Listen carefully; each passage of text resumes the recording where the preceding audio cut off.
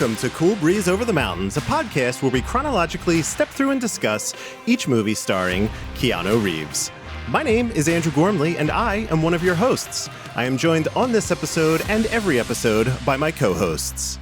She is the one you send to kill the boogeyman, Whitney Nelson. That's right. And that man is fucking an animal, Evan Wells. Oh, that's back. Yes. Yeah, I apologize in advance to Canadians for what just happened there. That was... Well, I mean, it was a really good impression of how Keanu Reeves delivered that line. Exactly. All right, well then, okay, I'll take that. He has to apologize. Right, he apologizes, then I'll apologize. Yeah, there's an order of operations here. Today, we are talking about the 1988 film Dangerous Liaisons. Do you know why I summoned you here this evening? I'd hoped it might be for the pleasure of my company.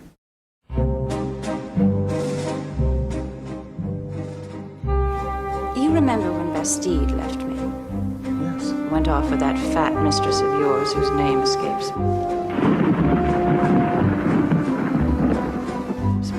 Yes. No one has ever done that to me before, or to you, I suspect.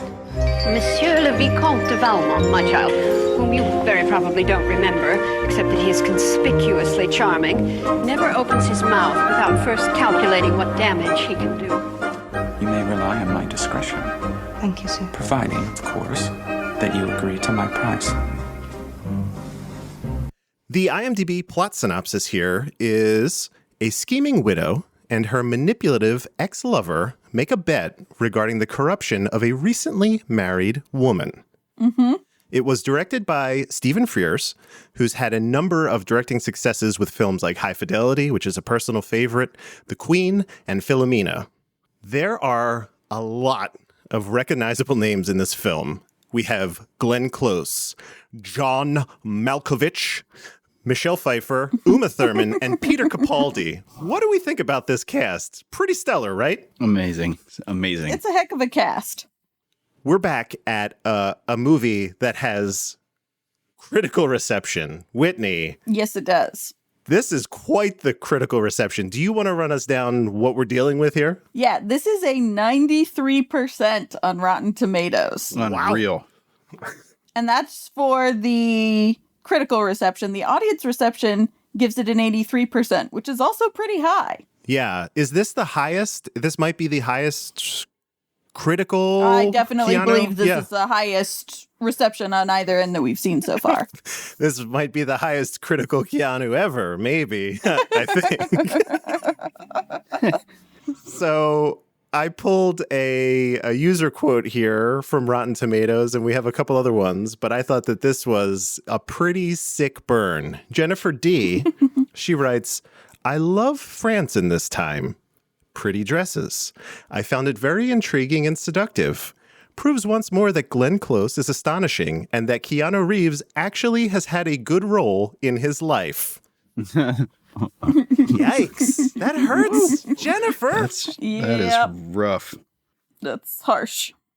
Also, especially considering he isn't very good in this movie. Well, that is also the thing, right? Again, we're on a movie that is not necessarily a Keanu Reeves movie at all. No. This does not play to his strengths. Well, also, what do we think, like, screen time, though? 10 minutes? If that. It's crazy. Yeah. So this is very clearly a Glenn Close and John Malkovich vehicle. And in that regard, they both slay in this movie.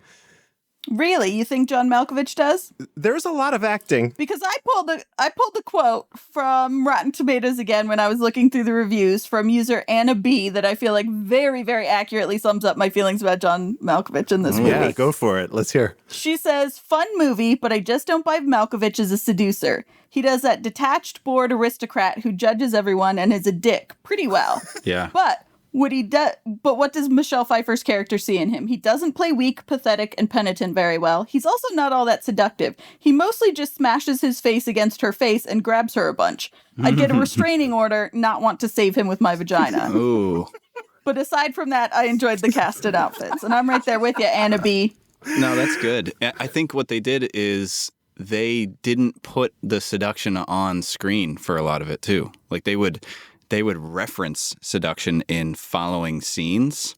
You know, at one point they were like the things he said or the things that he did, like I wasn't able to control myself, but they would never show them. So I think that's a great point. He couldn't do the seduction piece, but he was very good at being classic Malkovich. Yeah, I think he definitely did the detached board aristocrat part well. So I was reading some critical reviews, and I didn't really have anything that I necessarily wanted to pull out from those. But one person did say that it feels like in this movie, the director had too much disdain for the characters. He didn't like them. Yeah. Wow. And so that was like what was bad about the movie. Was not the performances that were turned in, was not the movie itself, because it's, you know, taken from a very good, well-received play, and it is a book that did very, very, very well. Yeah. But the issue with that anyone might have with this movie is that the director didn't like the characters, and so the characters were never like, this could be a political statement where they're a product of their time. And, you know, you could go into the excess of being rich and having nothing to do, and this is what you turn to, and the machinations and all that kind of stuff. You could do it about the political climate at the time and having that kind of wealth. You could also do it about the characters themselves and have them be more relatable in some way, but this director did not like the characters. And I think that's where it falls through for me with John Malkovich, is that I don't buy anyone being like, yeah, I have to bang that dude. I just don't. Interesting. I was just going to say we're all agreeing as well that this is Cruel Intentions, right? Yes, Cruel Intentions is explicitly the same book. Oh, yeah. Okay. That's very much, yeah, that's very true. Yeah, I looked it up, and after the fact, I was thinking, this feels familiar. And I was going to say something last time when we were recording, and you guys didn't know what this was about. And I was going to say, well, have you seen Cruel Intentions? But then I didn't want to give away that this was Cruel Intentions because they're both the same source material. Got it. I was going to say something, and then I was like, no, if they're going in blind, I'll let them go in totally blind. Yeah. My eyes Solid. are open. I do think that this story works better as Cruel Intentions, if only because everyone in this is so petty and also so easily malleable that it works better with teenagers. Like, I buy it more with teenagers than I do with a bunch of grown-ass adults. Yeah. I was drawing parallels to the modern day Romeo and Juliet with DiCaprio. It's like they took a classic and put it in the view of teens, or at least young adults, and, you know, tried to make it make sense. Yeah. yeah, I guess with the hormones and everything like that, yeah, running wild. Yeah, I definitely felt a little bit more of a connection for whatever reason to Cruel Intentions. So yeah, that was okay. I can get behind that. So overall, does this movie work for everybody? Andrew, go ahead. Oh, I'm going to start off. I don't think I've ever started off. So this is brand new uncharted territory for me. You're special, you know? I thank you for that, first of all. This movie, I'll go out and say that this is not a thing that I ever would have sought out. So I didn't even know this was a period piece going in. Oh, so this really took you by surprise then. Yeah, I literally try. If I haven't seen the movie already, I tried to go in with no knowledge. And once I saw the cover art, I saw there's some powdered wigs there. I'm like, oh no, this is usually not my bag. I'll just say that. I thought this movie was fine. Here's my I don't like it. I could say it's fine. Not my thing. I could see why it won a lot of praise, a lot of critical reception. Well, it's definitely Oscar bait. Yes, that is. Oh, yeah. That's always the case. I think of The Favorite this year and the kind of win that had, as well as the leading actress in The Favorite. I'm spacing on her name right now, but. Oh, her acceptance speech was so charming. Yes, she's just a delightful What is her human name? being. Olivia, yes. Something? We'll figure that out. But the overall messages of this movie, this is just like a bunch of rich people being shitty. And I didn't find myself connecting with or rooting for anyone in this movie. So the whole time, if you could just sit back and watch people be shitty to each other, then this is a movie that you will enjoy a lot.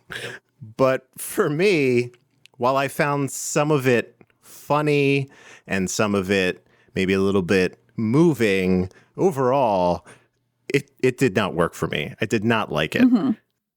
So I think you were feeling what that one reviewer was saying, because I think it's true. I didn't think about it at the time when I was watching it, but when I read that review, I was like, wait, hang on, that's a really good point. I do think that the reason why, because in the book, you have more, well, the book is not from their perspective, the like John Malkovich, Glenn Close perspective. Yes. Which the movie is, and Cruel Intentions is, it's from those perspective. And it's harder to be sympathetic when it's, you know, from their perspective, but also there's a lot more that you can do with it to make them at least somewhat sympathetic, even if they're going to be shitty to everybody. Like, wanting to emotionally connect with someone is the whole reason that we watch movies to begin with. Yeah. And I don't think you do in this. And I think that reviewer was dead on, is it's because the director actually has distaste for the characters and the storyline, and so he didn't do anything to make them likable, but then that means that it makes the movie less interesting to watch. Yeah, that's always the biggest thing for me. Like, even if there was, Keanu in this, even, we don't know enough about him to really care. He's like a music teacher, and that's about the depth of his character. And he's, as far as I could tell, in the one scene where he was teaching music, he's pretty shitty at that. He's not very good at it either. Yeah. I will say, from on the technical side, this movie is, the location scout deserves a raise for Infinity. This was beautifully set. The production design, the costuming, the camera work, all of that stuff was just fantastic. I was blown away. I'm like, this is not a set. This is an actual castle for real. I think they shot every single thing in the north of France. Like, I think that was all real, like estates and chateaus and all that kind of thing. French I think they're all period. Another French things. There's a Another scene French things. early in the movie where they're raising a chandelier. It's too good to be fake. That thing had to have been real. Yep. I think everyone here did a decent job acting, some more than others. Glenn Close, there's a lot of acting that's done through like smirks and glances, and I thought that was really well done, where they're not explicit. You like, oh, these two have a shorthand, and they can just exchange a whole thing through a look. So I thought that was really good. Glenn Close did an incredible job. Yeah, and she somehow has just like not really aged at all. I'm looking at this movie, I'm like, she basically looks like that still. It's crazy to me. So that's So those are my overall thoughts. I didn't particularly care for it, but there were moments of it that were really, really well done. I could see again, Oscar bait is the perfect description of this film. Yeah. Yeah. So when I first saw it was a long time ago, like a long, long time ago. And I was like a teenager, and I liked it then. But then I've only seen Cruel Intentions since, and I've seen it multiple times. And I think that that swayed. I had a different impression of things that went down in this movie, and I don't remember how much force went into things, like sexual force. Yeah. Like assault went into things in this movie. Yep. And I feel like it actually takes away from the storyline, because the whole point of these two is how manipulative they are, and how these grand schemes that they do to get everyone to do what they want, they get everyone to do what they want of their own free will. At least that was what I remembered the story being, having watched Cruel Intentions, where it's everyone does everything of their own free will. And the same things, the exact same plot points, almost scene for scene, go down for the most part. But everyone in it is acting of their own volition. And maybe they're coercing people at some points that normally they wouldn't be doing a certain thing. Like, definitely the character of Cecile, she still gets talked into stuff she wouldn't otherwise do, but she wants to do it when she's doing it. And I definitely think that did not play well for me now in retrospect, having watched it again. Yeah. John Malkovich's character in particular is just, I never felt great about him, but then there were times in that movie where I just think to myself, this guy is an asshole. And there's a scene that at the very end of the film that happens. You two know what I'm talking about. And all I could think was, good. Yes. That's what I thought the whole movie. Good. Yep. Yeah, Andrew, I'm in your camp big time. I'm going to borrow a little bit from you, Whitney, as well. I think it was pretty overt with the assault and it was like, it was tough to watch. At least one or two scenes were pretty tough to watch. And you're sitting there while you're watching it and you're like, come on, don't do that. Like, it's got to stop right here. Like, you're just waiting for that to kind of come to a head and stop. And I don't like that in movies. I don't like wanting something not to happen. Outside of like being afraid or being scared, I don't like when I have that thought while I'm watching a movie. And then I love John Malkovich. For me, that guy doesn't really do wrong. But it was hard. There were enough moments in this movie from him that were so great that they definitely outweighed those moments where it was like, no, that's not your thing. Like, don't try to be that person. But some of his like glances and some of those classic like Malkovich faces that just kind of go right through you, where it's just like, whoa, there's something going on in his head that he's planning, and it's like super intense, and it really comes across. And then Andrew, you didn't mention color, but I got thrown off by the coloring in this movie in general. And I think it felt really warm to me. Like they focused a lot on the reds and the yellows, and that's probably because of all the powder that's in the movie, powdered faces and wigs and all that. Yeah. But it really threw me. It just kind of threw me off. I don't know if you caught on to that, but there was a lot of...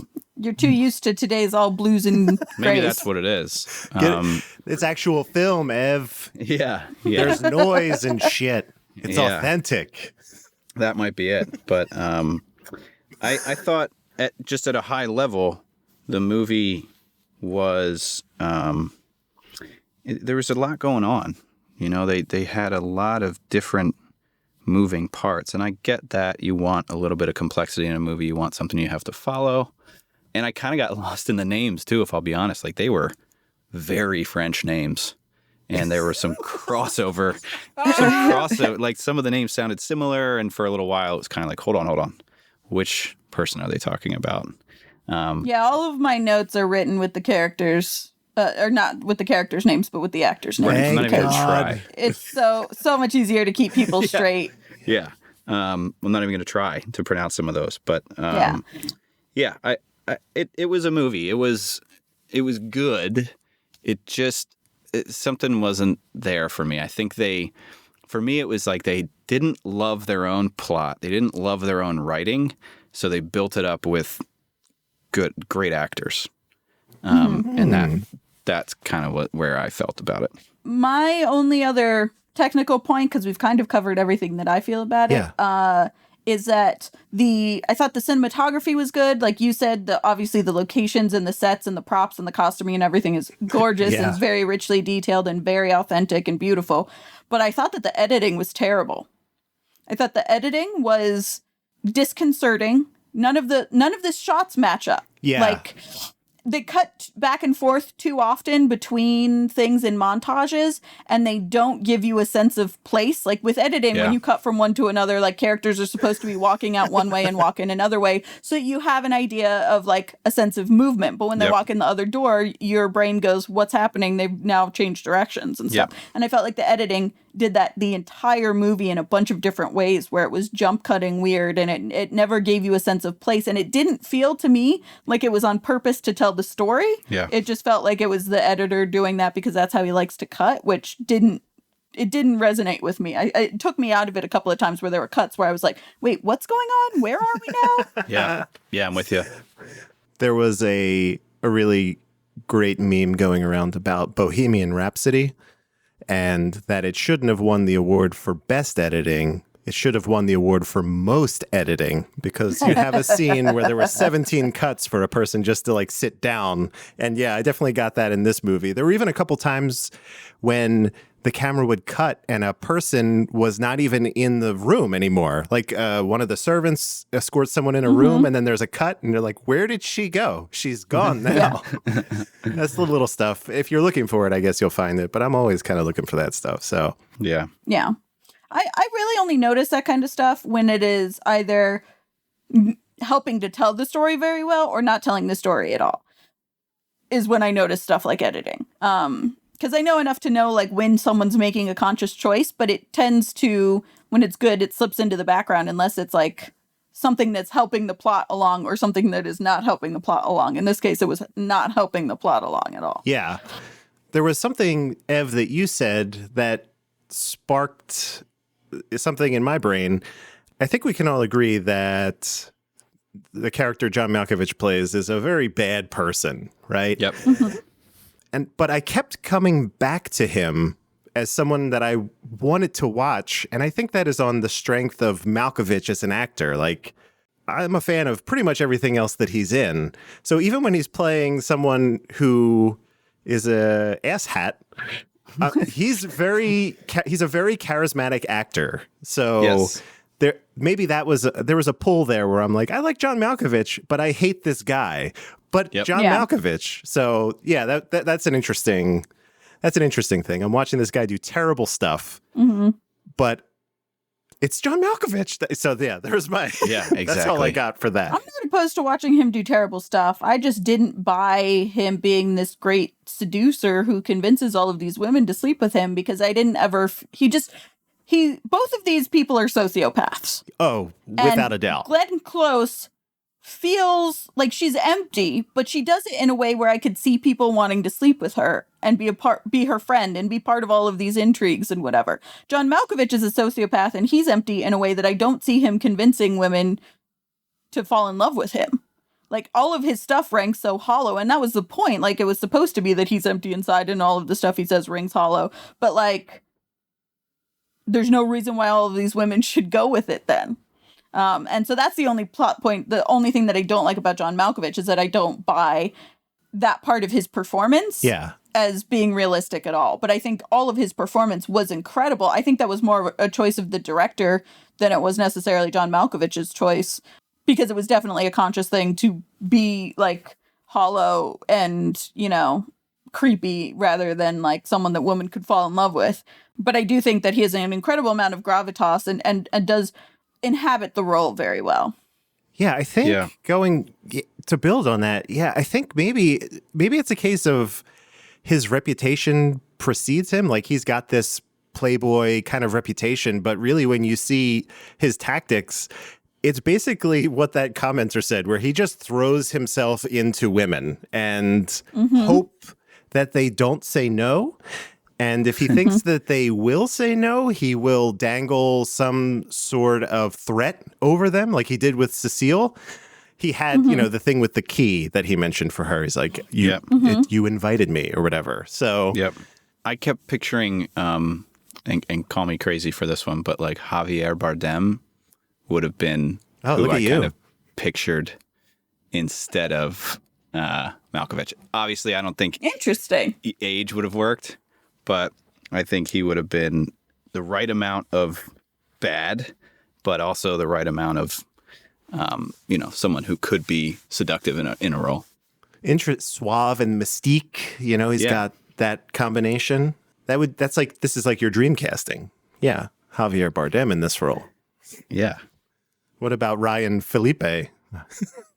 Is that how you say his name? Did I give it too much of a French thing there? I don't know. Well, French is good for this role. So yeah, exactly. Yeah. Do we have anything else at the high level we want to talk about?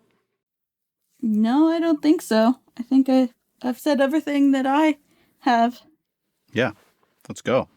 Dear listeners, I'm very excited to introduce a new segment on the show. This is a segment we're calling Pop Quiz Asshole. There was a time when I had the need to learn from you. Oh, what the hell do you know?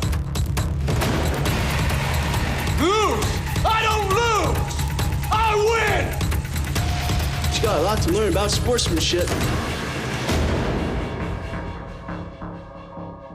aptly named because of the Keanu line that is iconic in time. There'll be a couple questions that I'm going to ask both Whitney and Evan. 3, and they're going to be matched. And if they get it right, you will hear this sound. If they get it wrong, you will hear this one. Sound good? Great. Oh, man. I'm going to start with Whitney. Yes. One of the actresses in this film went on to work with Keanu again a few years later. Which actress and what was the name of the film? Oh, I don't know. Is that your answer? I'm trying to think. I'm so bad at that like 7 degrees of separation game. Yeah. We played that a lot in film school, and I always was the worst at it Is it because I 7? can't. For Kevin Bacon, I believe it's 6. He gets 6. Yeah, most other Yeah. actors are 7, but Kevin Bacon, because he's amazing, is 6. Oh, wow. Yeah, I don't know. I can't think of. I'm trying to place. I am going to do terrible at this game. Yeah, I don't know.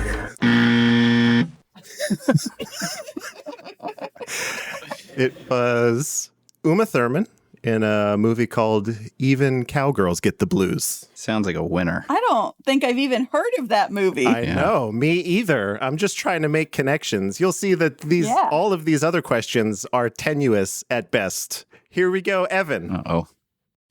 2 of the actresses in this film were also Batman villains. Name the actresses and the villains they played. Come on. You know what's sad about this is someone who's listening to this podcast has already named both. Yeah. And I'm just being judged heavily. Sure. I gotta believe that Uma Thurman has been a villain. Yes, that is correct. And I'm gonna say that she was Catwoman. Nailed it. Can I steal? Yeah, go ahead. Let's make up the rules as we go. Steal. Do it, Whitney. Uma Thurman was Poison Ivy and Michelle Pfeiffer was Catwoman. I was close. I'm loving this. I love this little buzzer situation I got going on. It's amazing. All right, so there's a point for Whitney. We're going to put one in your column here. I think we should probably tally up the points throughout the course of this thing, too, and see who is the ultimate winner. This is a question for Whitney. This international pop star wore the costume of Glenn Close from Dangerous Liaisons during a live performance of her hit song during the 1990 MTV Video Music Awards. Whoa. I don't know, but I'm going to guess Madonna. Nailed it. God damn it. It's 2 for Whitney. Ev, bring it home with this one, buddy. This actor, who had his breakout role this very year as a German villain, portrayed the role of Valmont on Broadway for years. Can you repeat the question? Yeah, I can. Unbelievable. This actor, this is the important part. Listen to this part. Who had his breakout role this very year as a German villain, portrayed the role of Valmont on Broadway for years. Valmont. No, don't focus on that part of the question. Well, no, but That would be Malkovich's character. Okay. I know Broadway a little bit more. You're focusing on the wrong parts of this, I think. I think Whitney's going to steal. Go ahead. Wait. No, No. she's not. She doesn't know either. Was it Schreiber? Was it Schreiber? Oh, man. The hint, the really important part is German villain and 1988. Yeah. You already got it wrong. Whitney, would you like to try to steal? Alan Rickman? God. Oh my God. Hans Gruber. Right? Yeah. Woo! Okay. Yeah, that was a complete man. guess. I did not know that one. Okay. Oh, look at you. I have a bonus point question though. Okay. John Malkovich began an affair on the set of this movie with a woman in this movie, which resulted in him divorcing his wife. Get Whoa. out. Who do you think it was? Oh, wow. This is a heavy question. I'm going to go. I'm going to say Uma. This is the first to answer. If he's going Uma, I'm going to go Michelle Pfeiffer. Michelle Pfeiffer is correct. Of course. That's sweet. I can't wait to maintain just a 0 for the entire. 0 the whole time. I'm Okay. going to try. All right. These last two, I'm going to try to make it easy on both of you. These are multiple choice, and I hope they're pretty straightforward. I think it turns out that Whitney's might be easier than Evan's, but here we go. Oh, great. Whitney, how many Academy Awards did this film win? 3, 5, or none? It won 3 and was nominated for 7. Don't add extra knowledge in. That's not necessary. Oh, sorry for showing off. I'm sorry. Okay, Ev, final question. This is your chance to get on the board. All right.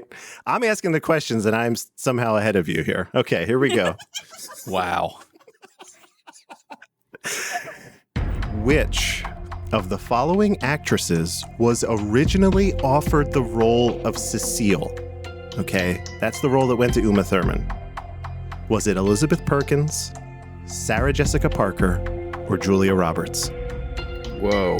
Cool. I'm going to say C. Julia Roberts? Perfect.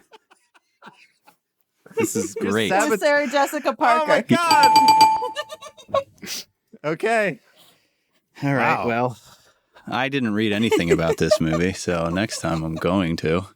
Whitney just guessed. Hans Gruber is not associated with this movie at all. That's just general. I tried to make Batman villains. I tried to make it general. I don't know. You know, I could only think of, for when you first asked the question, I could only think of one German villain. It was Christoph Waltz, and I was like, that's not for like another 15 years. So I don't know. And then I realized, hang on, late 80s might be Die Hard. Right. One of my all-time favorites. You know, when in doubt, you can always try to go to Die Hard or Batman for me, and those are solid answers. Mm-hmm. So that was Pop Quiz, asshole. I hope everyone enjoyed that as much as I did. I know that I had a great time with that segment. I loved it. That was fun. I really enjoyed it. All right, so I guess it's time to talk about what happens in the movie. Yeah, let's make it happen. Whitney's leading this, so take us away. All right, so we start with a montage of people in pre-revolution Paris getting ready for the day in a very luxurious fashion. We see Glenn Close first. She plays the Marquise de Merteuil, and she's admiring herself in a mirror. We cut to a bevy of male servants entering a different room to like open curtains and draw a bath and blah, blah, blah. One of the servants takes a tray of what looks like hot towels over to the bed, and we don't see who's in it. All we see is like a pile of blankets, and a hand with a roughly laced collar pokes up to grab one. Yeah, it should be noted that this is very similar to how my day starts. Damn. Keeping it 100. Yeah. We go back to Glenn Close, who's being dressed and powdered by her ladies' maids. We go back to the figure in bed who has a hot towel wrapped around their face. So we still don't see them, but he's getting a manicure and his nostrils plucked. Mm-hmm. And so it keeps going. We cut back and forth between them getting dressed and picking out shoes and wigs and etc. and making sure that we know how fancy these folks are. And for some reason, they don't show the dude's face the entire time, leaving the reveal of the guy as John Malkovich until the end. I'm not sure why they did that. I don't know if John Malkovich was like bigger at the time than Glenn Close was, but they like... Specifically, the first thing you see is Glenn Close. Yeah. But this whole getting ready montage, they purposefully like have a reveal of it being John Malkovich, and I thought that was super weird. Yeah, he like takes off a mask even. It's very bizarre. Yeah, it was like a Black Plague mask too. Was kind of where it was like the like shield that he put over his face when they powdered his hair looked like a plague doctor mask. Yeah, real weird. And then he pulls it away, and it's John Malkovich, and I guess we're supposed to be like, oh shit, but I wasn't.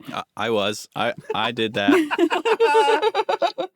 Nice. So he gets in a carriage to go visit Glenn Close, who is playing cards with Swoosie Kurtz, while a young Uma Thurman wafts around waifishly. And Susie Kurtz is the mother. And it appears that Uma Thurman has recently had her debut into society, and her mother is teaching her to not speak unless spoken to, so she's bored and whatever.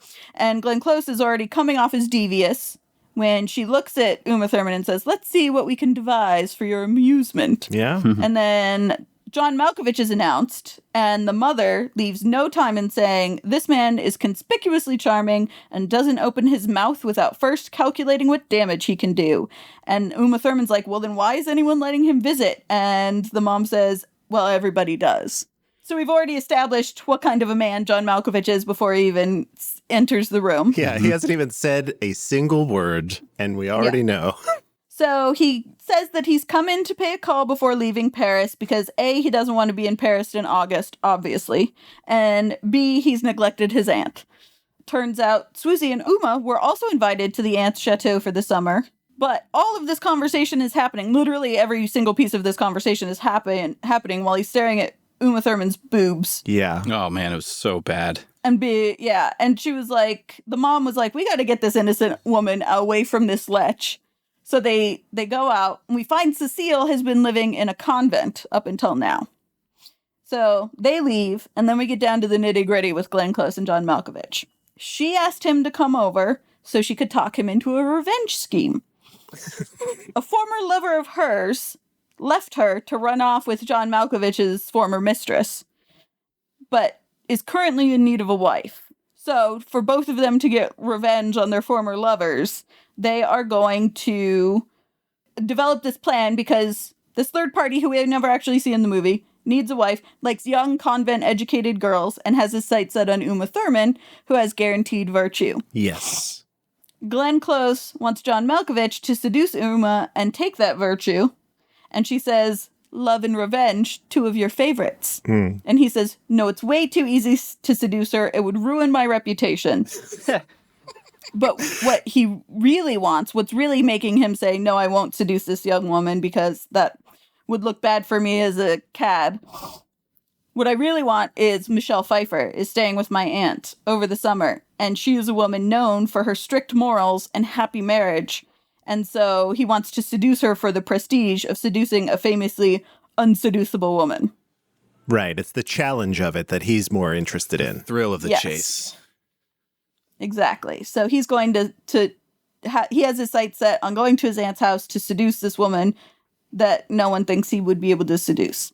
Can we also talk about the deal that Malkovich and Glenn Close made as like a reward for being able to complete this? I'm about to get into that. All right. It's nuts. It's absolutely insane.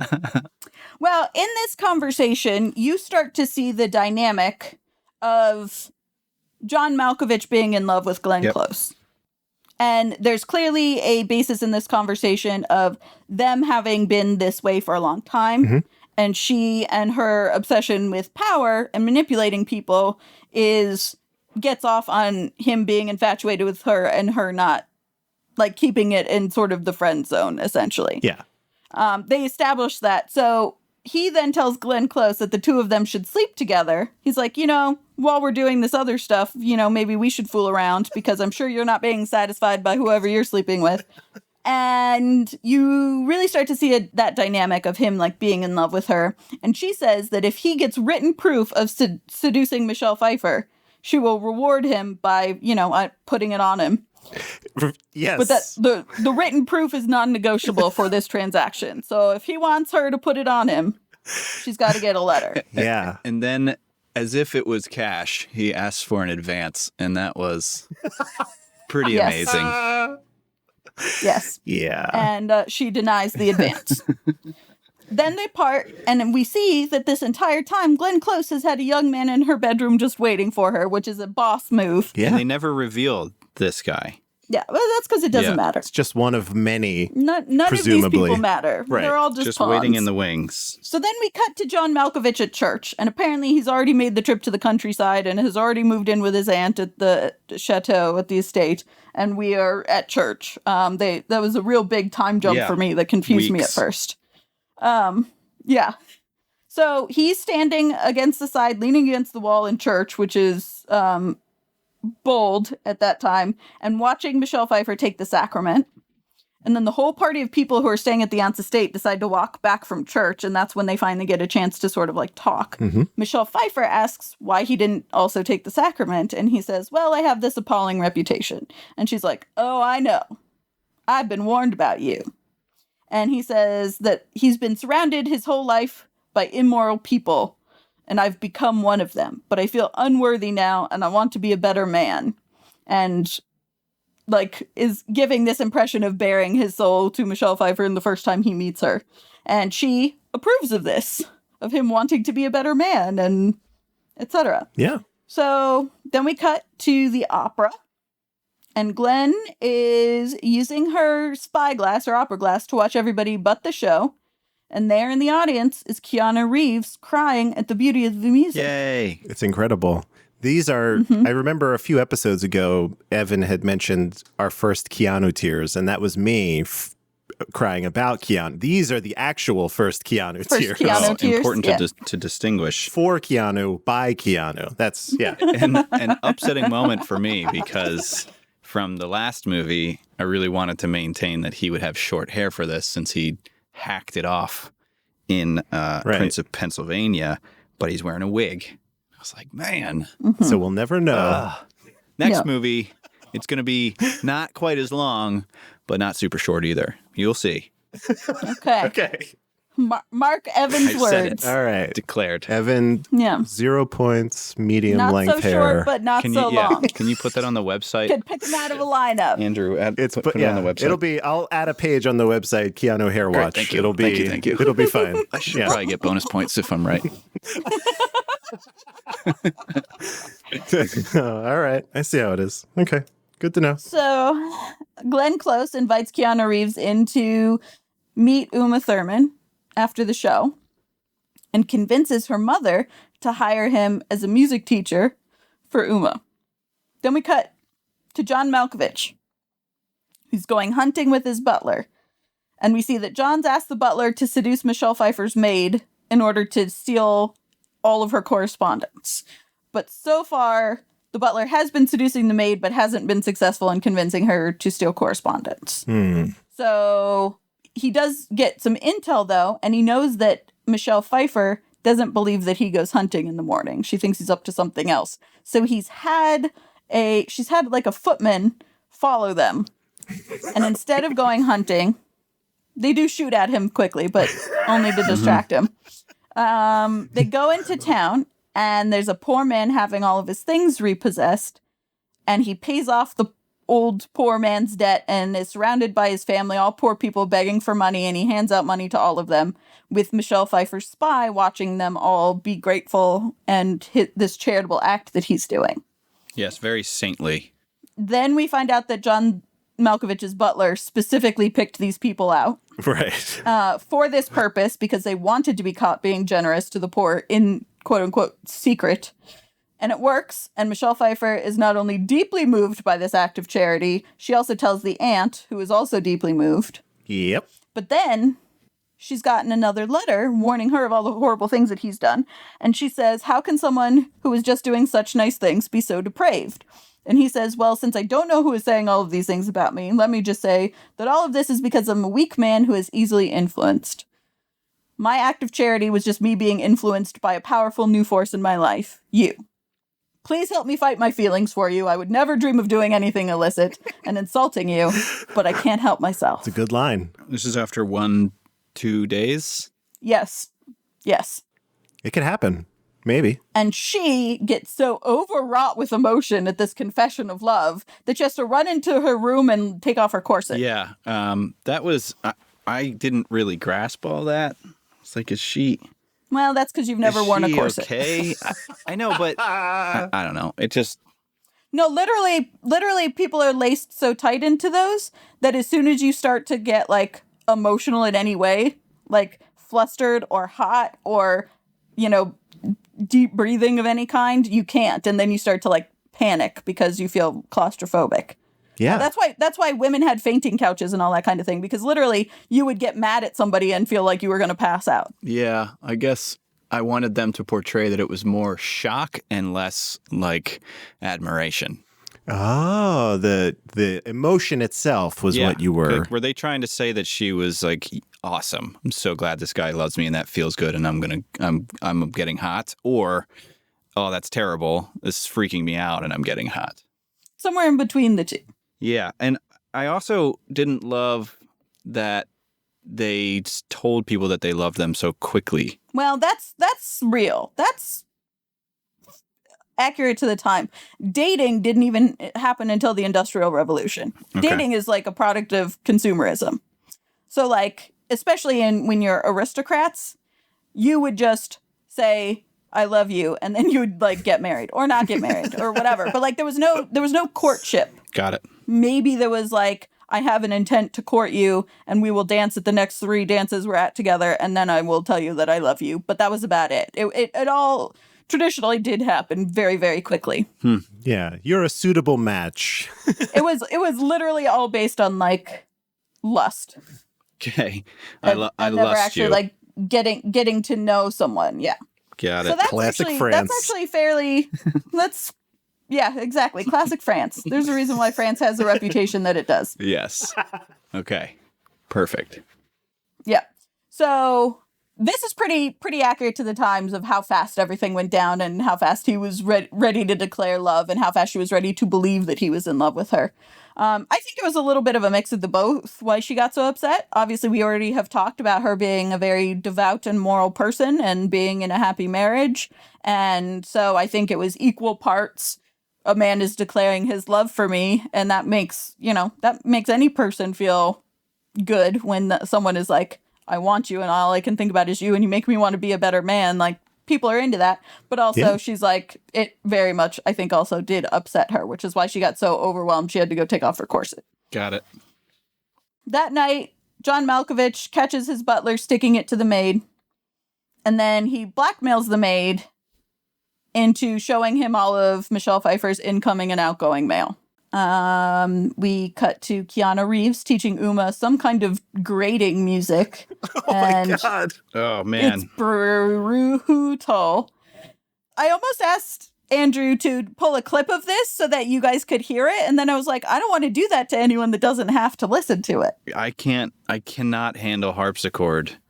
Oh man, if you're not familiar with a harpsichord, it's a piano that plucks the string instead of hammers it, and it's just, oh my God, it's so jarring. When you think of court music, you think of a harpsichord. Yes. Like if you don't know what it is, but you're thinking of like courtly French music, that's a harpsichord. And he's playing the harpsichord, she's playing the harp, and they're both singing, but it's terrible. No one's playing the right notes or singing the right notes. Yeah, and that's his job. That's why they hired him to. Yeah. You should teach her how to be better at music, and this guy doesn't know what he's doing. So there's that. So they're having a music lesson and they keep sneaking side glances at one another, and the mom is in the room. The second that the mom leaves the room for a moment, Keanu Reeves gets up and slips a piece of paper into her fingers, and she unfolds the piece of paper and it says, I love you. That got me. That was a great laugh from me. It seemed like such a childlike grade school thing. You know, slip the note, I love you. And then she hides it really quick. It's just so funny. Great handwriting. Yeah. So Uma is shook. And then we cut to the opera. And I don't know how much time has passed between then and the opera. At first I thought it was that night, but then it turns out that there have been multiple letters written back and forth. Yep. So it's clearly not been longer than that. So at the opera, she's asking Glenn Close for advice. She's like, you're my friend. You're the only one I can ask about these things. Should I respond to his letters? And Glenn Close is like, you shouldn't. Your marriage has been arranged already. But maybe I can help you respond to him anyway as a friend, because I encourage your love for this person as a friend, and not as any sort of machination. And she's like, great. And that's when we find out there's been multiple letters exchanged already. So now we cut to the next day back at the estate. And Michelle Pfeiffer is like, I'm deeply offended. This confirms everything I knew about you. In fact, I think maybe all of this is a setup. And he's like, no, I'm so confused because I've only ever experienced passion. I've never been in love. And I'm in pain when you leave the room. And I don't want to have you. I just want to be worthy of you. he says, tell me what to do and I will do it. And she says, then leave. Yeah. Get out. Bummer. And at first she tries to argue, but then she's not arguing and he wants to prove his love. So he's like, okay, I'm going to leave, but I'm going to write you. And then we see that all this might be working and Michelle Pfeiffer doesn't want to be around him because she doesn't trust herself. That's it. So it's already, he's under her skin. It's working. She's sold. It's working. I don't know why it's working. Nothing that we've seen is anything that would work on most people, but it's working. So he leaves the estate, and we see him corresponding with her, just like he said, but he's writing the letter on the back of a naked girl he's just slept with. Yeah, that was an interesting scene. Yeah, the first of many naked people letter writing scenes. John Malkovich is way into using naked people as desks. Yeah, and his ink that he's dipping into is positioned right on a left buttock. Mm-hmm. Just to really make that image clear for you, listeners. Right. Don't move. I'm trying to do calligraphy here. Stop it. Not ideal. No. Not ideal. No, I got to believe the sharp point on those fountain pens. It just, maybe it's really thick paper, but I feel like it would go. It is very thick paper. Right Papyrus. through. Okay. So then we cut to John Malkovich and Glenn Close. And it turns out the woman who has been writing to warn Michelle Pfeiffer about how bad a person John Malkovich is Swoosie Kurtz, Uma Thurman's mother. So now he's in on the plan to ruin her daughter because he's like, this woman is ruining my other plans, so I'll help you ruin her daughter. This woman is speaking the truth and I must punish her. And then Glenn Close is all, yeah, you can help me. Keanu Reeves is being a dense dummy and I need you to be his confidant and push him into doing it with Uma. And I think we have an audio clip of that. Is there anything I could do to help? I'm entirely at your disposal. Well, yes. I told Danceny you would act as his confidant and advisor. I need you to stiffen his resolve, if that's the phrase. I thought if anyone could help him. Help? He doesn't need help. He needs hindrances. If he has to climb over enough of them, he might inadvertently fall on top of her. I take it he hasn't been a great success. Oh, he's been disastrous. Like most intellectuals, he's intensely stupid. So I need you to help grease the wheels and get Keanu Reeves to do it with Uma Thurman. And then she starts to weave a tale about how she's a sociopath. And we have an audio clip of that as well. I often wonder how you managed to invent yourself. Well, I had no choice, did I? I'm a woman. Women are obliged to be far more skillful than men. You can ruin our reputation and our life with a few well-chosen words. So, of course, I had to invent not only myself, but ways of escape no one has ever thought of before. And I've succeeded because I've always known I was born to dominate your sex and avenge my own. So she says the only time she's ever been controlled by her desire instead of her controlling everything around her was when she met John Malkovich.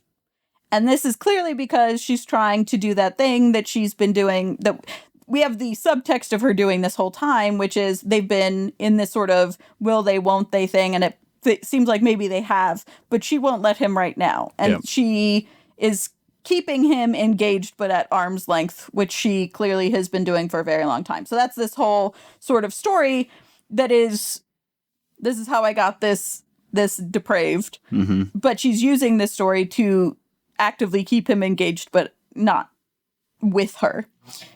There's a different version of this story. And I get it. I get how it was written, but there's a different version where if they had just decided to be together, then everything would be fine. Right? Yeah. Like if these two people, it seems like they very clearly care about each other, but they've been playing these weird mind games for so long that it seems like neither of them knows another way. Or like how to be genuine. When this story starts, both of them think that love is for fools. Yeah.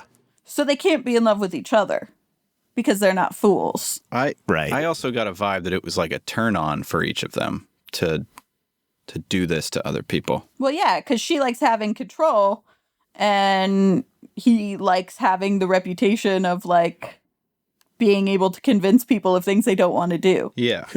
And it seemed like that was what kind of kept them vying for each other. It's like, if you're willing to do this heinous thing just to be with me, then I'm into it. So, but you're totally right. I mean, again, like any movie, if everyone just communicated, we wouldn't have a story, but it would all work out fine. Can we just talk? Can we just talk Be about a this? short movie. So this conversation is interrupted by the mother, who is paying a call. And Glenn Close tells her that her daughter is having a dangerous liaison. And if I had a buzzer, I would hit it right there where it was like, ding, ding, ding. They said the title of the movie. Because every time that anyone does that in anything, it pulls me right out of the movie. And I'm like, oh, there you go. You said the title of the movie. Yeah. Son of a bitch. I can turn it off now. You guys are not going to like The Matrix. So she warns the mother that her daughter is falling for Keanu Reeves. And the mother's like, nonsense. She's just a child and he's a nice young man. And Glenn Close is like, well, she's hiding a bunch of letters. So I think she's in love. And then Yeah. the mother's like, I gotta go. I gotta go take care of this. And Glenn Close is like, one more bit of advice. Why don't you take her, that aunt, up on the invite to spend the summer in the country at her estate and get her out of here, away from all of this? Yeah. And then the mom goes and finds the letters and Uma faints. Mm-hmm.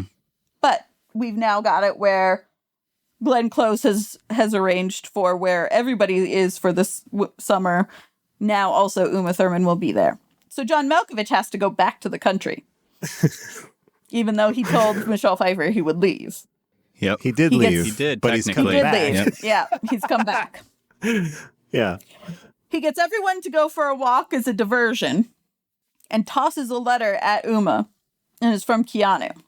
Yes. She grabs her shawl and he grabs it off of her shoulders and he says, come back for it. So she goes out for a walk with everyone else and then she's like, oh, I forgot my shawl. And then she runs back to go get it. And John Malkovich says, I can't create a diversion every time I want to get you these letters. I will pass these love letters to you, but I need an easier way to do it. So you have to steal the key to your bedroom from your mother and give it to me so I can cut a copy of the key and sneak into your room at night to give you more letters from Keanu Reeves. And she's like, yeah, sure. That sounds like a good idea. Do you think they would have called it key cutting back then? Like, didn't you just forge it? I know that's like a weird detail, but it's like you didn't have the thing you walked up to in Home Depot and you like pushed a blank in there and it would use, a cutting blade to shape a key. And it just bothered me. Go ahead. I don't know about that. I don't know if they were. I actually think they might have been cut Yeah? still. It was a very ornate key. Let's just put that out there. That's true. But I don't know. But I do not know the history of locksmithing, so It's fine. I'll figure it out, guys. Don't worry. I'm Yeah. on it. Right. Don't go too far. Yeah. We still got this thing we're working on here. So then they get back from the walk, and it was a close call, but he's got the key to Uma Thurman's room now. And we find out that Michelle Pfeiffer is pissed that he came back. And he lays it on thick. And then she's a mess. And she's like, I told you to leave. And he's like, I did leave, but now I'm back.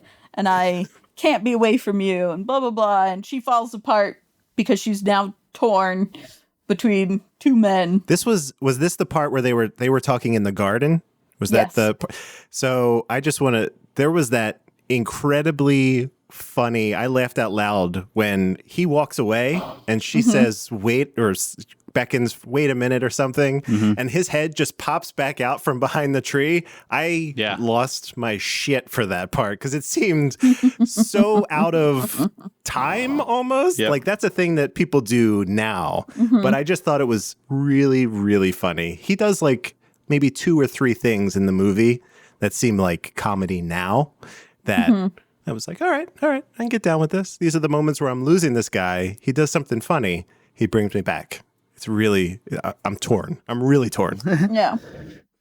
So then it's night, and he sneaks into Uma's bedroom and assaults her under the threat of alerting her mother to his presence. And like was mentioned earlier, she says, I have the key to your bedroom. Why would I have that unless you gave it to me and you wanted me here? So what is your mother going to think if you try and get anyone to come in and save you? Yep. Yeah. And he lost me again, right? Yeah. I also didn't realize that was his play at the beginning. I thought he was trying to be genuine and be like, see, I'm a nice person because I'm going to deliver you these letters. It was like, oh my God, you did this because you knew she put up a fight and you had an out to say, well, then why'd you give me a copy of your key? I was like, man, that's rough. Yep. And then the next day at lunch, Uma Thurman is distraught, and she's trying to keep it cool, but he's teasing her silently from across the table and making faces at her and doing lewd things with his tongue until she can't take it anymore and she runs out of the room. She blocks the door that night so he can't get in again. And she's sobbing and crying and writing a letter. Turns out that she wrote the letter to Glenn Close asking for help. Glenn Close comes out to the country to console her because she's distraught. And the mom is like, I don't know what's wrong with her. I don't know what's going on. I don't know if she's sick or whatever, but she's been like this for days. And then Glenn Close says, do you really want my advice? Keep sleeping with John Malkovich and let him teach you how to have sex. Convince your mom that you're done with Keanu Reeves.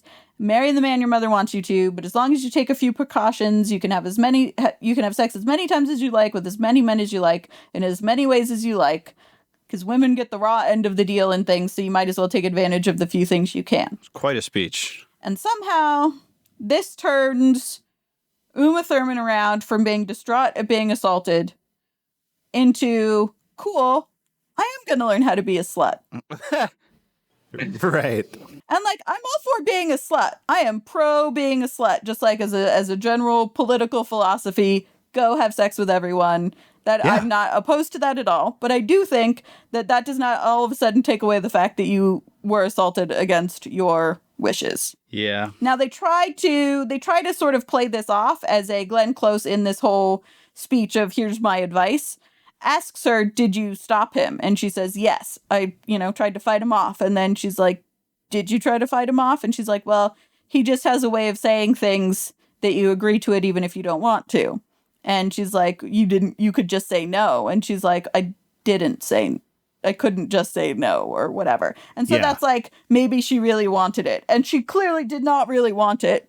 And she's not happy that it happened. But that's how the movie tries to make it not rape. Yeah. And also kind of explain this immediate turnaround where she's like, cool, I'm going to learn how to have sex from John Malkovich so I can have sex with whoever I want. Yeah. Didn't love this. Yeah. I'm wondering if it was that young people of this time were just more able to be just convinced by someone with words, really? Or with age. I mean, I think that's what this movie is trying to say. I don't think that's true, though. Yeah, Like, that's just what it keeps. Everybody can, well, at least John Malkovich and Glenn Close seem to be able to talk their way out of any situation and end with a favorable result for themselves, really. Yeah. I think some of it was the age. So, Glenn Close is this older, supposed to be wiser, listen to your elders kind of thing, like we learned from the beginning of the movie. And I think they're really trying to drum up Malkovich as somebody who has a way with words, like he's educated and he has a strong vocabulary. And he kind of introduces like circular thinking. I mean, none of that is going to make assault and you've been crying for days go away. Yeah, I didn't like that they were trying, Glenn Close was trying to say like whatever did happen, you should appreciate. I guess she was trying to change her mindset. But I didn't appreciate that Glenn Close is making it easier for Malkovich. She's like helping him out on this challenge. And I guess that's because she wanted the end result just as much as Malkovich did, but it kind of like lost its I mean, that was the whole idea to begin with, was that she wanted him to ruin her. Yeah. Yeah. I guess when you hear it in the beginning and they're talking and it's this more or less playful banter versus actually seeing it transpire, you're like, these are two callous, cold people right here. Right. Well, and I mean, again, in Cruel Intentions, this is the same scenario with Cecile where, he seduces her and takes her virginity and gets her drunk to do it. But also, she wants it by the time he gets to that point. And that's the big difference for me of I like Cruel Intentions and I thought that I liked this movie until watching it again, because in that everyone even if they got talked into something that they would not have done otherwise, when they actually are like having sex, they want to be having sex. They are aroused. They're like, yes, I want to do this. They're like, fuck all the consequences. I'm not going to think about that right now.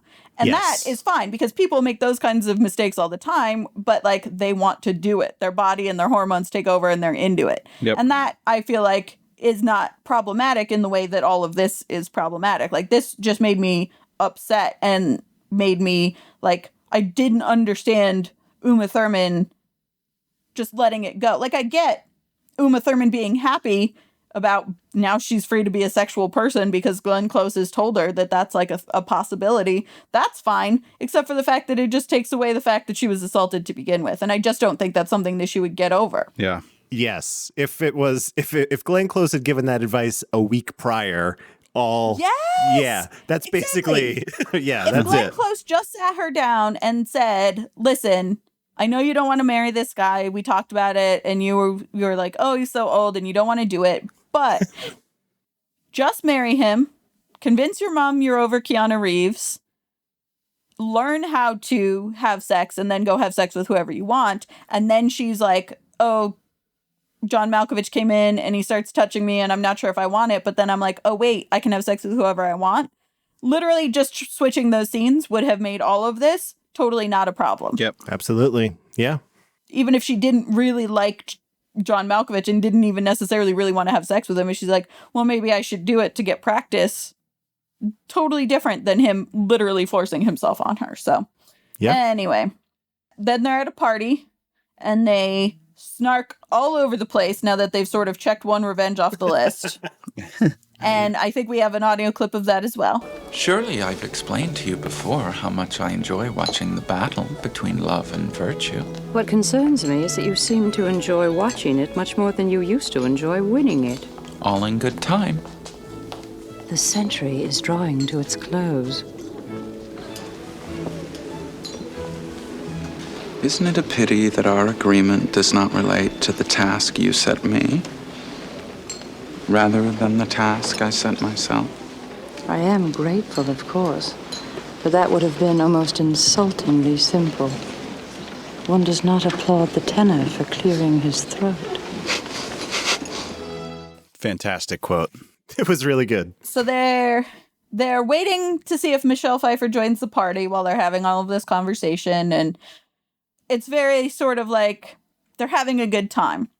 But then when Michelle Pfeiffer walks in and sits down, Glenn Close sees the way that John Malkovich looks at Michelle Pfeiffer, and she realizes that he has feelings for her that he's not even admitting yet.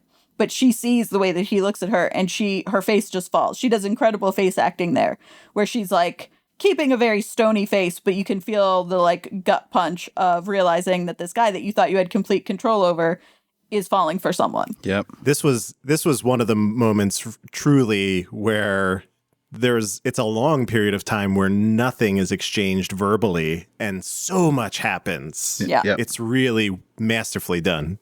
Yeah.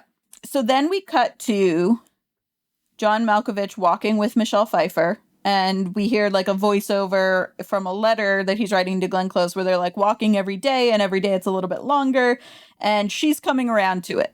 She's starting to fall for him and have feelings, and they're sharing parts of themselves and whatever. And then in her room, he gets her to admit that she loves him.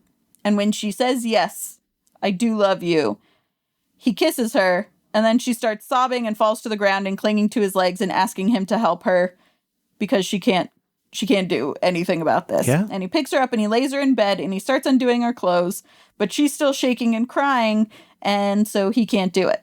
He's going to sleep with her, but the second that he like can't, get into it because she's too emotional and he cares about her emotions. Yep.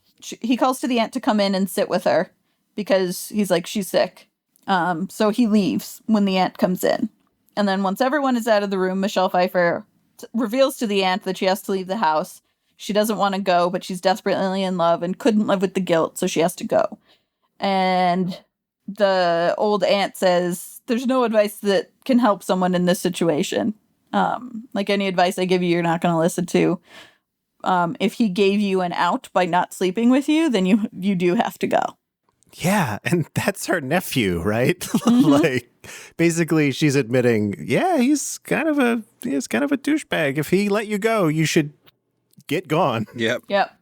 So she leaves basically in the middle of the night or very, very early in the morning. And his butler runs into the room and wakes up John Malkovich. And he's like, you have to see. And they run to the window and they see her carriage pulling away. And he's like, that's her. And so John Malkovich is like, go stalk her. Here's a bunch of money for bribes. I want to know every place she goes, every person she sees, everything she eats. I want to know what she's reading. Tell me everything. We find out that she's not eating much. Nope. She's eating her soup and drinking tea, but she left all the rest of her food untouched. And she's displaying all the signs of heartbreak. And the book on her bedside table is with like codes of Christian conduct or something like that. Yeah, I don't volume remember. 2. Yeah. Did you have like a moment where it was like, man, could you imagine not having? You start to think like times when there wasn't things to distract you, and you're just sitting there, like in your own thoughts. There's no like TV or a phone or any of that stuff. It's just they just very well captured her just kind of sitting there, staring into nothing, probably just ruminating on whatever crazy thoughts she's having, and it was like, man, that's rough. So then Keanu Reeves shows up at Glenn Close's house, and John Malkovich is there, and he's there to thank John Malkovich for all of his help in wooing Uma Thurman. Glenn Close thinks this is delightful, but then threatens John Malkovich's manhood for not having slept with Michelle Pfeiffer yet. Yeah. And John Malkovich reveals that Uma Thurman is 2 weeks late, pregnant with his baby. And this whole conversation of, like, you used to be a man who could seduce women and whatever, but now you've gone soft and blah, blah, blah, spurs him on. So he goes to Michelle Pfeiffer and threatens to kill himself if she doesn't love him, essentially. That's what the whole scene boils down to. There's a lot of back and forth, but, like, essentially he's like, I'm going to kill myself. Goodbye. Yeah. Yeah. Whatever your answer is. Oh, that was so melodramatic. It was unbelievable.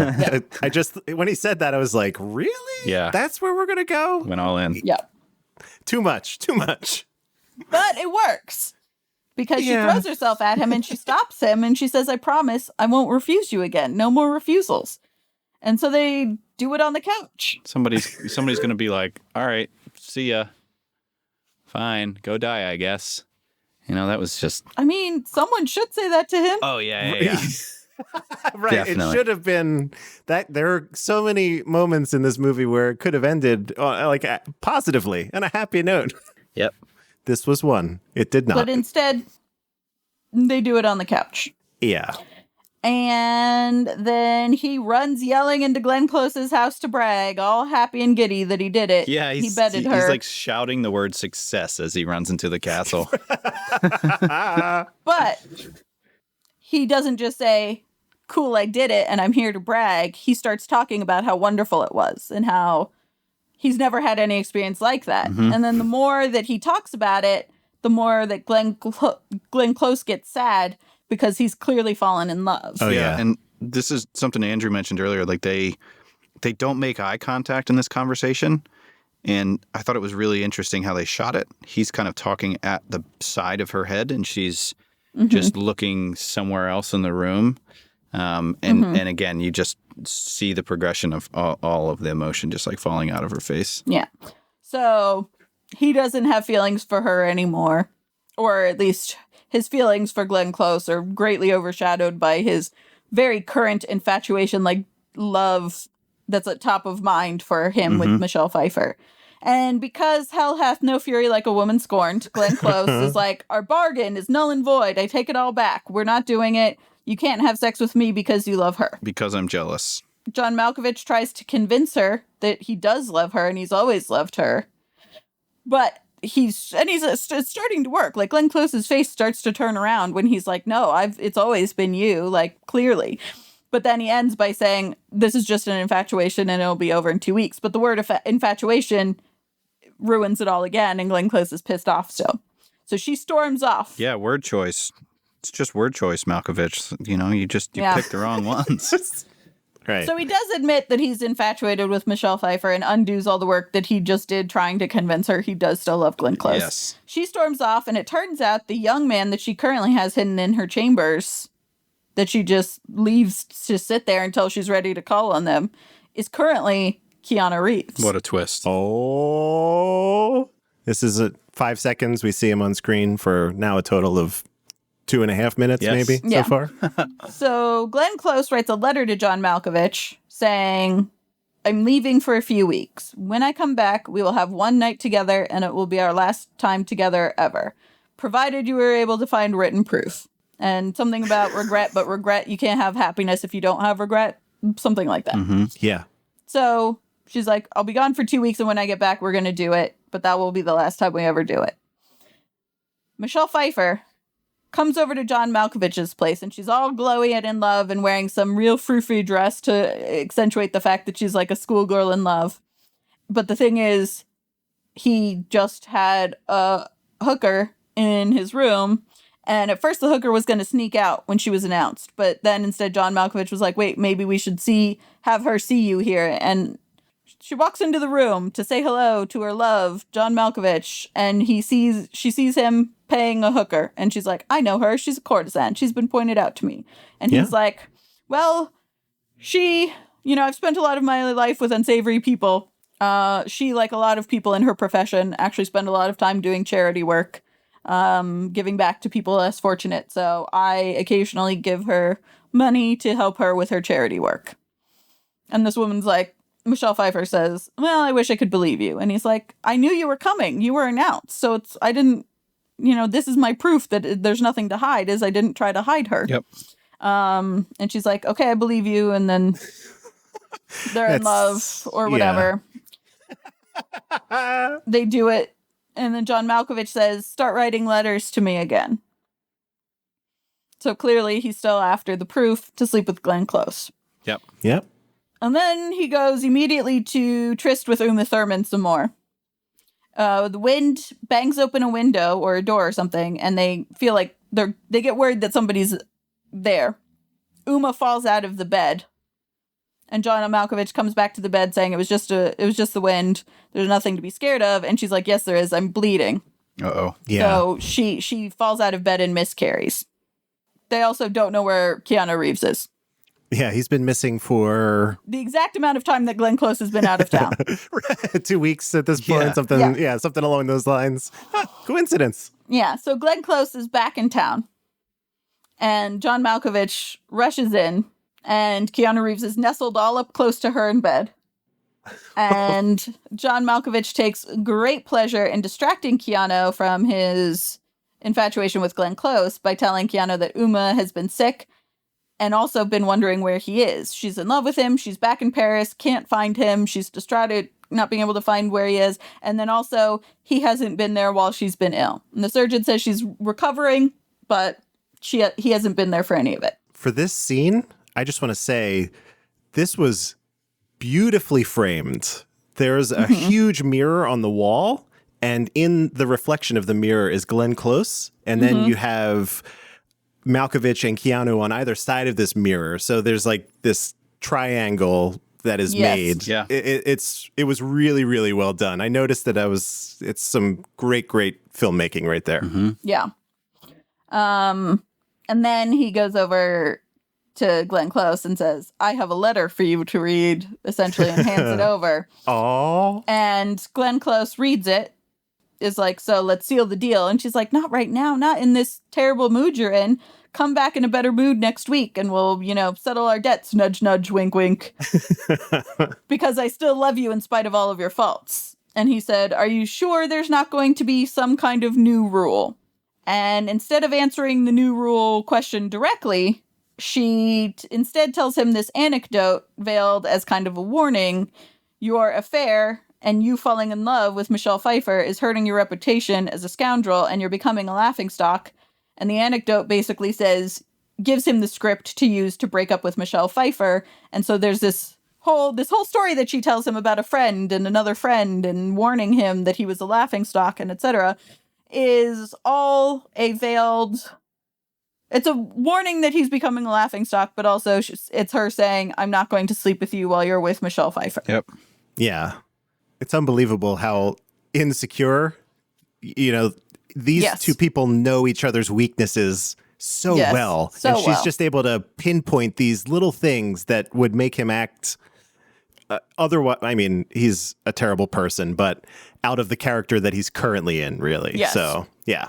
So he basically takes that script that Glenn Close has just given him, and he goes to break up with Michelle Pfeiffer, and he says everything he can to make her hate him because he knows that he can't sleep with Glenn Close unless he breaks up with her. And you can tell he doesn't want to. His voice like cracks a couple of times, and he walks out of her house crying and drives his carriage immediately over to Glenn Close in something of a rage. Yep. Yeah. Now, it actually turns out that maybe it's been a couple of days since he broke up with Michelle Pfeiffer, but it definitely looked in the movie like he went immediately over to her house, so I'm not exactly sure what the timeline was there, but anyway. He goes over to Glenn Close in a rage because he just broke up with the woman that he loves for her, and he talks about wanting to win Michelle Pfeiffer back, and that will actually be his new greatest triumph, is he broke the heart of the woman that he was impossible to win, and now he wants to get her back. And Glenn Close says, "You're a vain man, and just the suggestion of people laughing at you made me win. I got you to hurt the woman that you love." Yep. And he gets furious, and he slaps her, and she's like, "I'm tired of men bossing me around. That's why I never got remarried. I'd take a less marital tone," which is, I really liked that line. Yeah. Instead of saying, "Don't yell at me and tell me what to do," she says, "Take a less marital tone. Why don't you?" So he says, "I came here to spend the night, and I won't take kindly to being turned away." And she says, "I have other plans tonight." And he says, "Yes, I know." And then he really gets a kick out of the next thing he says, which is, "I'm afraid Keanu Reeves isn't coming over tonight. I have arranged for him to spend the night with Uma. I made him choose between the two of you, and he didn't even hesitate to choose her. There was not even a second of doubt between you and her." And in the earlier scene, she had said something along the lines of like, "He's hopelessly devoted to me," or something Yes. kind of along those lines. So it was Again, a real they know twist. the exact things to push one another's buttons, exactly Yeah. what the weak spots are. So he takes real delight in saying he didn't even hesitate to choose Uma over you. And then he's like, "Now are we doing this thing or not?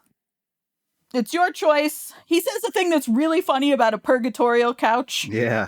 Yeah, Like, he they've- references. They've yeah. had sex on the couch before, and he's like, "Are we going to your bedroom, or are we doing it here on this, as I remember, rather purgatorial couch?" And I thought that was hilarious. Yeah. It was good. Because it does look like an uncomfortable couch to have sex on. But Sure. anyway, that's beside the point. The point is, he's like, "Are we doing this or not? It's your choice, but understand that a no will be taken as an act of war. All I need is one word for you." And she says, "All right, war." I thought she was going to say no. So I did mean, I. she did in a way. She did, yeah. That was a really great shot of her too, because Yep. we Yes, had an incredible shot. just like a front, like head on, and she was lit Yep. like very dramatically. It was really cool. Yep. Yeah, and she just was pitch perfect in the way that she delivered the line. Yeah. And then we cut to outside scene in the snow, and we hear her voiceover of a letter that she's writing to Keanu Reeves saying, "I hear you spent the night with Uma Thurman. I heard this from her more regular lover, John Malkovich." Oh, man. And then we see this outside scene that we're seeing is two people sword fighting, and it's Keanu Reeves and John Malkovich in a sword fighting duel. We cut to Uma Thurman and her mother going to visit Michelle Pfeiffer in a convent hospital, and Michelle Pfeiffer says, "I'm dying because I didn't listen to you," basically about John Malkovich and how terrible he was. So we cut back to John Malkovich, Keanu Reeves sword fighting, and occasionally switching who has the upper hand and who you think is going to win. Yeah. And we cut between the nuns like bleeding and cupping Michelle Pfeiffer and John and Keanu Reeves dueling. Yeah. So they were doing like bloodletting, right? It was pretty Yeah. wild. Yeah, they were doing a couple different kinds of bloodletting. There was like they were hashing her back before the cupping. And the cupping they did sometimes, like, we still do cupping today, Right. but like Yeah. we don't break the skin first. But that was like to draw out the impurities. You cut the skin to draw those out. And then they also sliced her arm open to do a bloodletting. So they're bleeding her. John and Keanu are dueling to the death. And we see John Malkovich on the floor, on the ground, in the snow. And we see his decision to lose the fight. Basically, suicide by Keanu Reeves. Yep. Yeah, he like drops his sword and takes his hand, like he's on the ground, face planted, and his hand is on his sword, and he sort of takes it off, and he just has one finger on the sword instead of a grip around it. And so Keanu like pulls him up and runs him through. And so he's been run through with a sword, and he gives all of his letters that Glenn Close has written to him with all of the schemes and everything to Keanu, and tells him to circulate them and not to trust Glenn Close. And here's why. Here's the proof. Give them to everybody. Make the world know. And then he asks him to go to Michelle Pfeiffer and tell her that he is dead and that she is lucky he is gone and that the only real happiness he ever had was with her. Keanu says he will, and then John Malkovich dies. Yeah, and the following scene where Keanu is actually telling her on her deathbed, I thought was really nice too. They didn't have any of the audio. It was just Keanu gently whispering into her ear. That was a really nice shot too. Yeah, the only audio in that scene is her after she hears all of this and is kind of digesting it. She just asks him to draw the curtains, and then she dies. She's like, it's death time. draw the curtains. It's time to die. John Malkovich is dead. Michelle Pfeiffer is dead. We cut to Glenn Close screaming and sobbing and crashing over furniture and throwing candelabras into mirrors and just falling apart very viscerally. Yes. That was also a very impressive job that she did there. It was extremely well done. Yeah. And we cut to her at the opera walking into her booth, and she's now composed. Like it's the only harsh cut in the movie that I thought worked really well. Yeah. Because we saw her falling apart at the seams, and immediately as soon as she's in public, she's composed and stony again. Yeah. But we're now at the opera, and the entire audience starts to turn, and they see her walk into her booth, and they all start jeering and booing and slamming their like fans on the railing, and the entire audience is just near rioting at booing her out of the theater. So did you guys notice it wasn't actually they weren't saying the word boo? It was like with a W? Yeah. Woo? I think it. Yeah, they were. Yeah, and there was, I don't know if it was this opera scene or another one, but there was a really cool camera move where they started on her and then kind of went at a strange angle up to another one of the boxes. I don't know if it was this one or a previous one, but it was. I think it was the first time that she sees Keanu Reeves. Maybe that's when it was earlier, but it was a really interesting, like twisting, panning movement that I was like kind of confusing. But this scene was interesting because they did a great job of getting across the fact that Keanu did dispense them to the rest of the surrounding people. Word has spread. Yep. Everyone knows all of the things that she has done. So then we see her sitting in front of a mirror, taking off her makeup, distraught and sort of silent, tears leaking out, and we fade to black. And I really liked the way that they bookended the movie with shots of her looking in the mirror. The first thing we see is her admiring herself and everything she's built. And then at the end, when everything is tumbling down around her and she's sort of taking down the walls as she's taking off the music, like the facade is crumbling. Yeah. I wonder if that's why they didn't show his face in the beginning. I think so. That's my guess. But also, maybe John Malkovich was such a big deal that the reveal was a big deal then. Huh. I definitely appreciate the starting and ending with the shot in the mirror and like how that tells the story. But I think that they still could have done that and shown John Malkovich's face as he was getting ready. Like still just start with her and end with her and you've got the same thing. But that's the movie. That's it. Quite a fall from grace. Yeah. If grace is a very generous term for what these people have, but yeah. Whitney, would you ultimately recommend this film as something for a person to watch? I thought my answer was going to be yes, but my answer is no. I will tell people to go watch Cruel Intentions. Oh, interesting. Yeah, I mean, it's the same story, and you can still watch people being shitty to one another and all their machinations and whatever, but it's going to be more fun and enjoyable to watch than this was. Okay. Yeah, it's funny. I had seen Cruel Intentions and only once, maybe twice. Maybe I caught it on like TBS or something. And I remember thinking that it was, this was a good movie and it had a lot of recognizable people in it at the time. Selma Blair and I can't remember, I'm spacing on who the main who Glenn Close's counterpart would have been. Sarah Michelle Gellar. Oh, yeah, that's right. So Buffy, she was riding high at that time. Yeah, I think I would probably say the same thing, even not having seen Cruel Intentions, just from Whitney's experience. I'm going to go ahead and say, watch that, not this. It's just a bunch of rich people being shitty to each other, questionable things about consent in this movie, rape and all that bad stuff. So watch Cruel Intentions and then watch like Downton Abbey and you'll kind of be split the difference. It's great. You'll get your fill of both. Ev? I think if you were a big fan of Cruel Intentions, then you should watch this movie. If you like really enjoyed Cruel Intentions, then you should see something that takes a more classic approach to probably what the play or book explained. And I don't know. I think just for due diligence. But if you're not, then no. As someone who is a very big fan of the movie Cruel Intentions, I will say that that's wrong. I didn't get anything out of it because honestly, it's almost shot for shot in some ways. The dialogue is very different, obviously, because they modernized it. Yeah. But it's still Cecile and the music teacher. It's still like everything is the same. The only thing that you get out of this one is that he forces himself on people.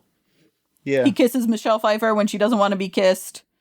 He assaults people. I'm just thinking, if you really liked the modern Italian Job, then you go check out the original. It's kind of just the mindset that I'm in. Well, yeah, except for I think they say different things in the modern Italian Job and the old Italian Job. Like you get something different out of them. This is, you don't get it. There's no different moral. You don't get anything out of it that's different. It's just one is a period piece and one is not. Right.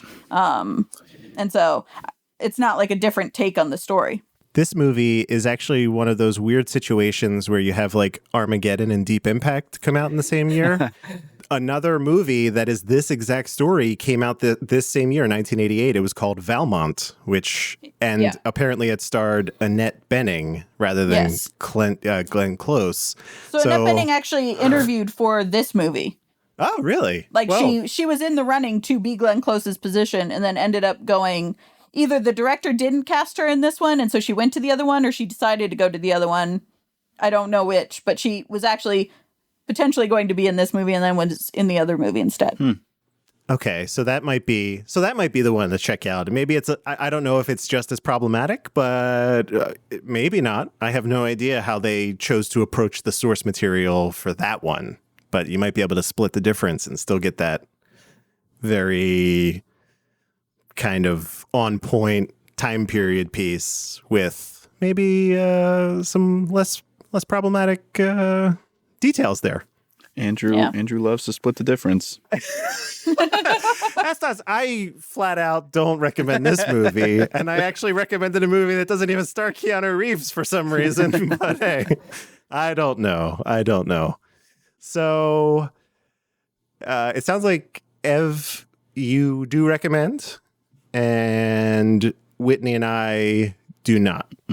So, given that, where would this film fall in your rankings thus far? Are we talking top 5? Is it? I don't think we have to go through each individual movie, but where would it fall in terms of what we currently have? I guess, Whitney, you could start us off there.